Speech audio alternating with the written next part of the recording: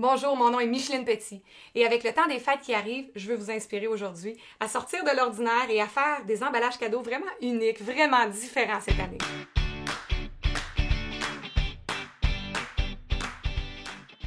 Pour faire des beaux emballages cadeaux, vous allez avoir besoin de quand même plusieurs fournitures. Moi, je vais vous montrer ce que j'aime utiliser, mais ça peut être différent. Alors, premièrement, du papier d'emballage, on va choisir quelque chose qui est quand même assez neutre. Donc, si possible, des motifs pas trop complexes ou des couleurs unies. Pour les outils, il y a plusieurs choses que vous pouvez utiliser, mais c'est sûr que vous allez avoir besoin au minimum des pinces coupantes, également des ciseaux pour couper les rubans, un fusil à colle chaude, des cure-pipes ou encore du fil de métal. Une autre option, c'est d'utiliser une brocheuse. Ensuite, on a pour attacher de la ficelle ou du raffia et toutes sortes de rubans. Donc, des beaux rubans, idéalement avec fil de fer autour ici.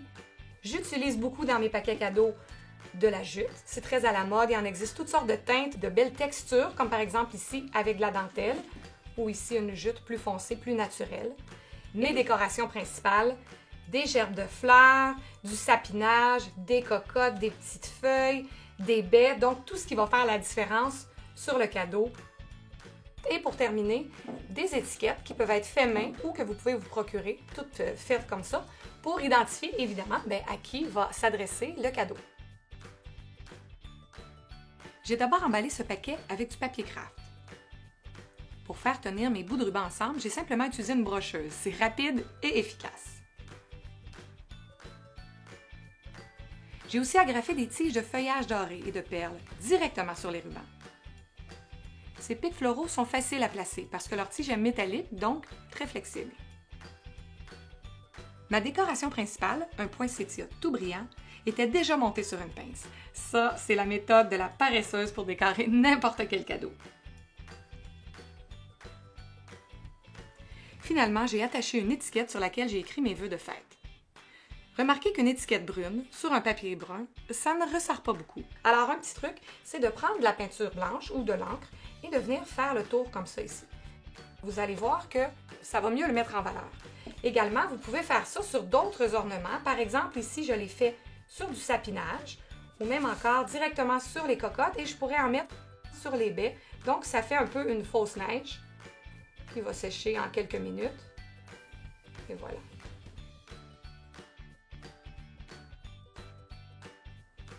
Pour ce cadeau, je suis restée encore dans des teintes de beige et brun. J'aime ce look rustique et ça fait différent du rouge et du vert. Pour fixer mon large ruban de jute, pas de brocheuse cette fois-ci. J'ai plutôt utilisé un cure-pipe que j'ai enroulé et serré autour des deux bouts de mon ruban. J'ai fixé la ficelle de mon étiquette et celle des deux cocottes dorées avec le même cure-pipe. La grosse boucle de ruban que j'avais fait d'avance avait aussi un cure-pipe et je m'en suis servi pour l'attacher autour du ruban sur le dessus de mon cadeau. Tadam!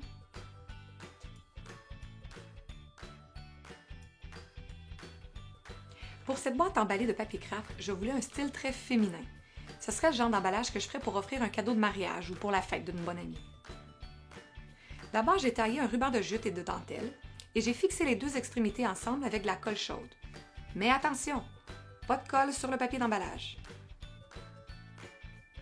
Ensuite, j'ai collé mes tiges de fausses fleurs et de perles, toujours avec de la colle chaude, sur le ruban de jute. En passant, le petit doigt de silicone rose que j'utilise pour protéger mon index des brûlures est fait par la compagnie Mod Podge.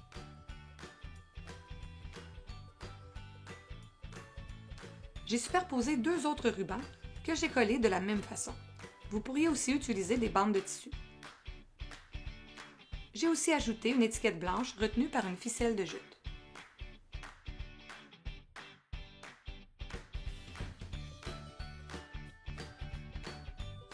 La beauté quand on colle toutes les décorations de l'emballage sur un ruban principal, c'est qu'on peut glisser l'assemblage au complet et le retirer du cadeau. C'est parfait si notre destinataire veut récupérer et réutiliser la belle décoration. Et aussi, ça brise le cœur de personne de déballer le cadeau.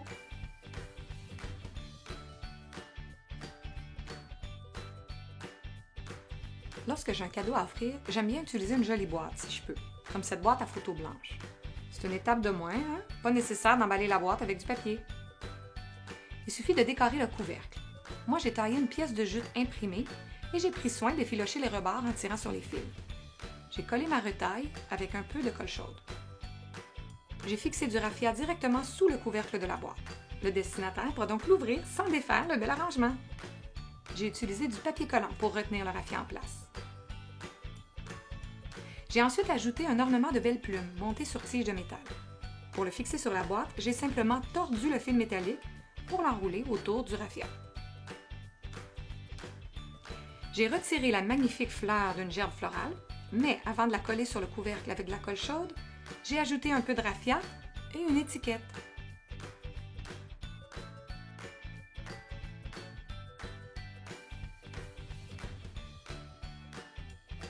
Voici d'autres exemples de cadeaux emballés dans le même style.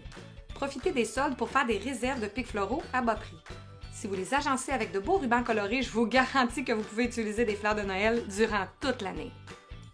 Merci d'avoir écouté ma vidéo et j'espère que ça vous inspire à décorer vos propres cadeaux pour les rendre originaux, différents, que les gens soient tellement heureux de les recevoir. Et surtout, restez créatifs!